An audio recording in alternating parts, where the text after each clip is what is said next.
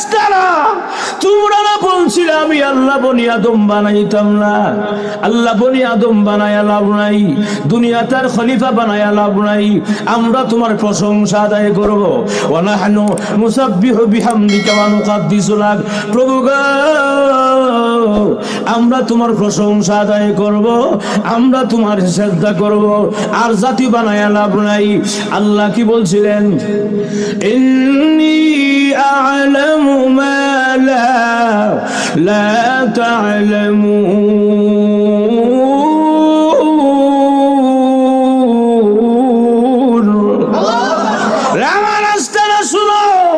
কোন জাতি বানাইলে ভালো হবে, কোন জাতি বানাইলে খারাপ হবে, এটা দুনিয়ার কেউ না জানলেও আমি আল্লাহ ভালো করেই জানি।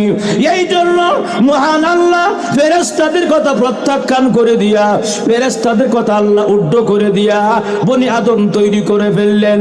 এখন যেই বনি আদমে মারামারি করার কথা, কাটাকাটি করার কথা, এই বনি আদম দেখা যায় মাহফিলের মধ্যে বৈশা রয়েছে, আরামের ঘুমকে হারাম করে, আরামের বিছানাকে লাথি মেরে, দোকানপাট বন্ধ করে, ব্যবসা বাণিজ্য বন্ধ করে মাহফিলে বয়ে রয়েছে।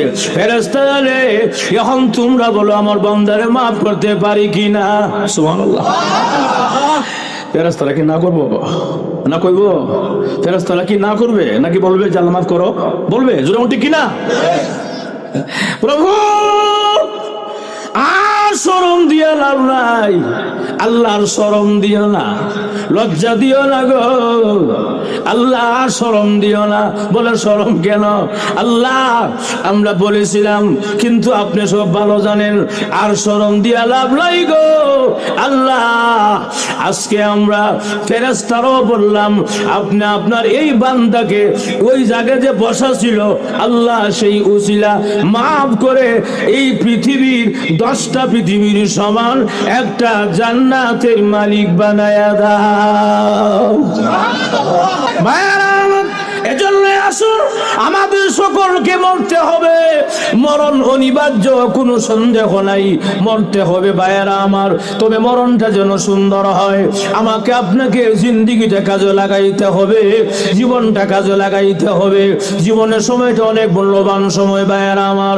খলিফাতুল মুসলিমিন উমর রাদিয়াল্লাহু তাআলা আনহু রাষ্ট্রের প্রধান ছিলেন, দেশ চালায় নিজে। এরপর খলিফাতুল মুসলিমিন আল্লাহর ভয় তাদের ভিতরে কেমন ছিল, মৃত্যুর চিন্তা কেমন ছিল।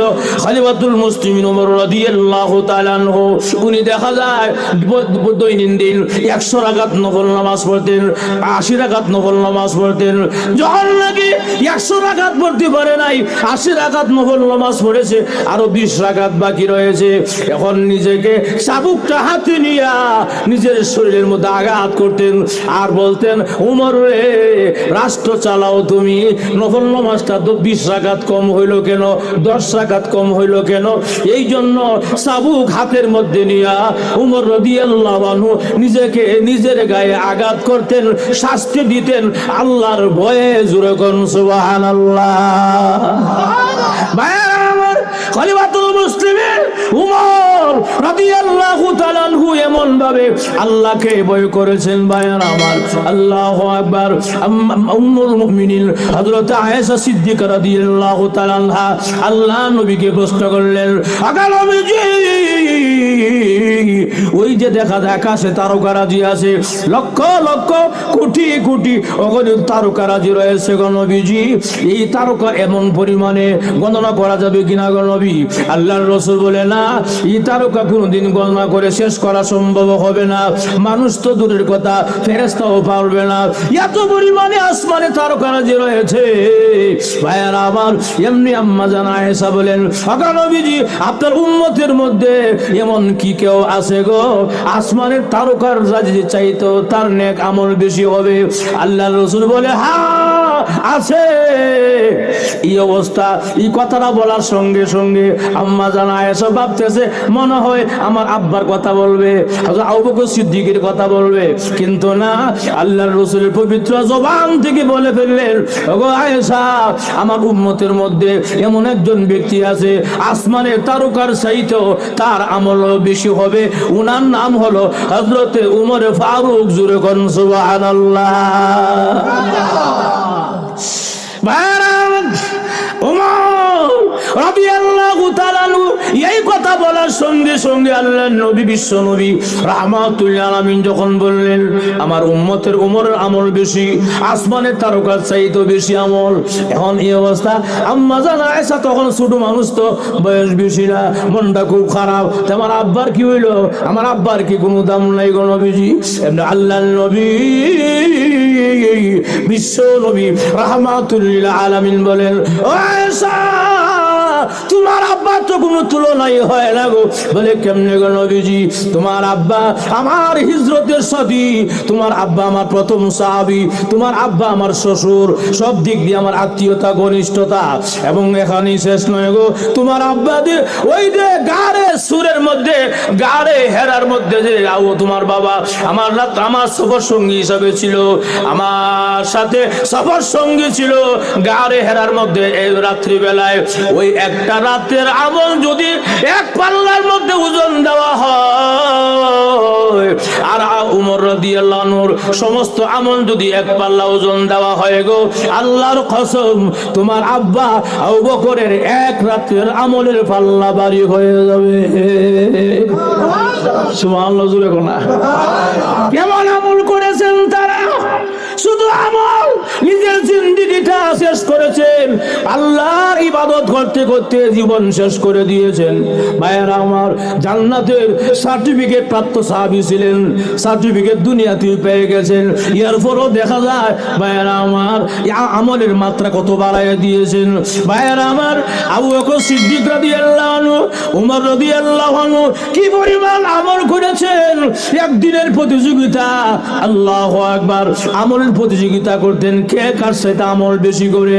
আর আমরা সমাজও, আমাদের সমাজের মানে কি প্রতিযোগিতা হইল, গানের আওয়াজটা কার থেকে বেশি দেওয়া যায়, বক্স বাজায়া কথা বলা, আরো যেরকম বক্স এমন বাজানি বাজায়, বক্সের মধ্যে গান বাজায়া, আর ডুম্মুর ডুম্মুর কি একটা নাচ দেনা আছে, এটা পুরা মসজিদের কাছে হইলে মসজিদ কাঁপে, একবারে পুরা কলিজা সহ কাঁপে। কথা কোন ঠিক কিনা? আমাদের সমাজের যুবকরা গানের প্রতিযোগিতা করে, কার সাথে আওয়াজটা বেশি দেওয়া যায়, গানের আওয়াজটা কার সাথে বেশি, আমি আর চেয়ে বেশি, আমার সাউন্ড বক্স ভালো, আমার আওয়াজ ভালো। আমরা চলে গানের প্রতিযোগিতা, আমরা চলে গুনার প্রতিযোগিতা, আর সাহাবায়ে কেরামের চলছে আমলের প্রতিযোগিতা। কথা কোন ঠিক কিনা? ওরা একটা সাউদি হতে কই হারা সেই জুমার নামাজের পর থেকে এক করে লোকে লোকে রওনা করছিল, না আছে চা খাওয়ার সুযোগ, না আছে কিছু, ডাইরেক্ট করে গাড়ির থেকে লাইন ডাইরেক্ট স্টেজ যাচ্ছি, চা খাওয়ার সুযোগ নাই। ভাইয়ারা আমার, এখন আসুন তাহলে আমলের প্রতিযোগিতা করেছেন কেন? বলে এই দুনিয়া থাকার জায়গা না, কেউ থাকতে পারবো না। যেরকম ঠিক কিনা?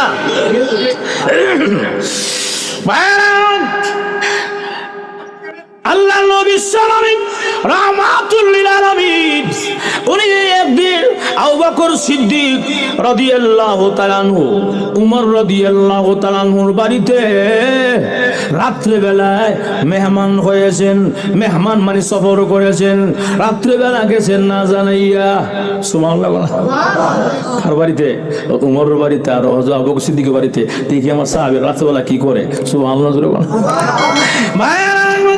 আল্লাহ নবী, বিশ্ব নবী রাহমাতুল লিল আলামিন রাত্রে গভীরে নির্জনে একা একা হাঁটতে হাঁটতে সর্বপ্রথম গেলে হযরতে উমর ফারুক রাদিয়াল্লাহু আনহুর বাড়িতে।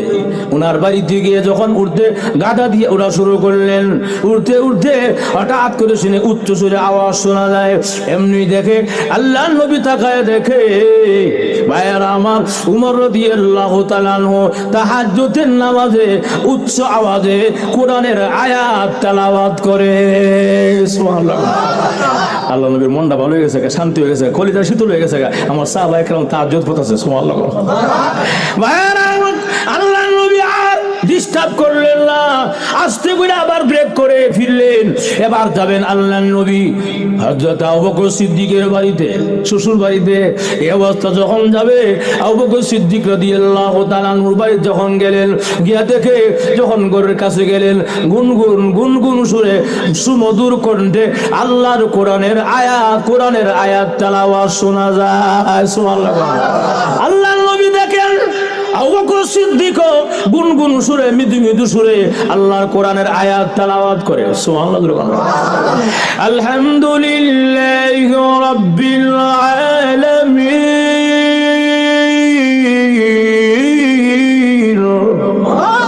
আর রহমানির রহিম মালিকি ইয়াউমিদ্দিন।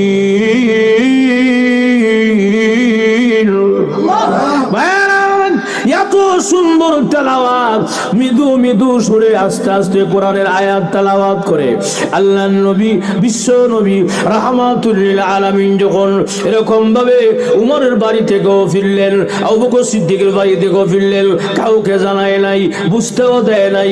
আল্লাহ নবী রিটার্ন আবার চলে গেলেন নিজের বাড়িতে। এখন এই অবস্থা ভাইয়ার আমার, রাত্র শেষ হয়ে গেল।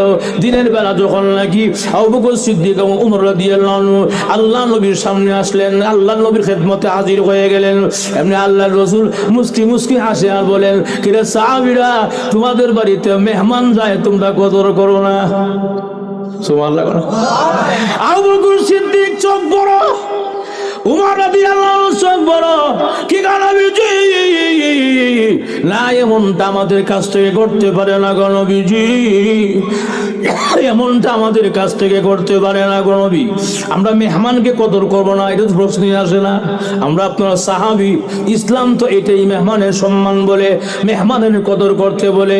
কথা বলা ভাইরা আমার, ফাঁকিতে আরেকটা কথা বইলা ভাই, আল্লাহ নবী ইব্রাহিম আলাইহিস সালাতু ওয়াস সালাম মেহমান ছাড়া খাবার খায় না, মেহমান ছাড়া খাবার খায় না। প্রতিদিন মেহমান পায়, রাস্তায় মেহমানের জন্য দাঁড়ায় থাকে, মেহমান ছাড়া খাবার খায় না। কিন্তু ভাইয়েরা আমার, মেহমান নেই, তিনি খাবার খেয়ে থাকেন। একদিন মেহমান নাই, খাবারও খায় না, মেহমান নাই, খাবারও খায় না। পেটের মধ্যে প্রচন্ড খিদা লাগছে। আমরা সিলেট কি তাকে বুঝ লাগছেনি মজুরটি কিনা ভাইয়েরা আমার, হযরতে ইব্রাহিম আলাইহিস সালাতু ওয়াস সালাম রাস্তার মোড়ে গিয়ে দাঁড়ায় আছে। আল্লাহু আকবার। এমনি দেখা যায় আর মুসাফির পাওয়া যায় না, মেহমানও পাওয়া যায় না। আল্লাহ তাআলা দেখতেছে আমার নবী ইব্রাহিম খলিল পেটের খিদা অনেক কষ্ট করতেছে, আর কষ্ট দিয়ে লাভ নাই। আল্লাহ বলেন, রে জিবরাইল, তুমি এবং আরেকজন, তোমরা দুইজন যাও, মানুষের সুরত ধরে মেহমান হইয়া আমার ইব্রাহিম নবীকে খাবার খাওয়ায় আসো। সুবহানাল্লাহ।